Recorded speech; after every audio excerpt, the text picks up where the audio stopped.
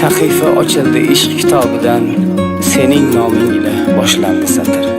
Yozmoqlik qanchalar mashaqqat bo'lsa, oshiqlik men uchun shunchalar og'ir. Kechagina oqshomlari oy to'lib nur sochar edi. G'unchalarga noming aytsam, qizil yuzin ochar edi. Yonginangga borar bo'lsam, shabbodalar qochar edi. Sen olisda, men olisda, begonamiz endi yor. Armonlarga do'st sungan devonamiz endi yor. Kechagina oqshomlari oy to'lib nur sochar edi. G'unchalarga noming aytsam, qizil yuzin ochar edi. Yonginangga borar bo'lsam, shabbodalar qochar edi. Sen olisda, men olisda, begonamiz endi yor. Armonlarga do'st tutungan devonamiz endi yor.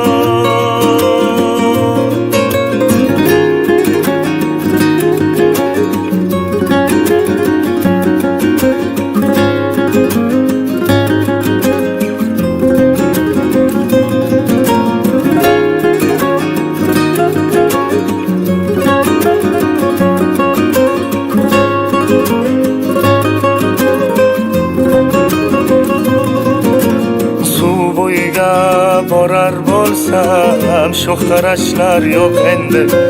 Daraxtlarning soyasida soch tarashlar yo'q endi. Bildirmayin rasming chizib, hol so'rashlar yo'q endi. Sen olisda, men olisda, begonamiz endi yor. Armonlarga do'st sungan devonamiz endi yor. Suv bo'yiga borar bo'lsam, sho'x qarashlar yo'q endi. Daraxtlarning soyasida soch tarashlar yo'q endi. Bildirmayin yo'ling to'sib, hol so'rashlar yo'q endi.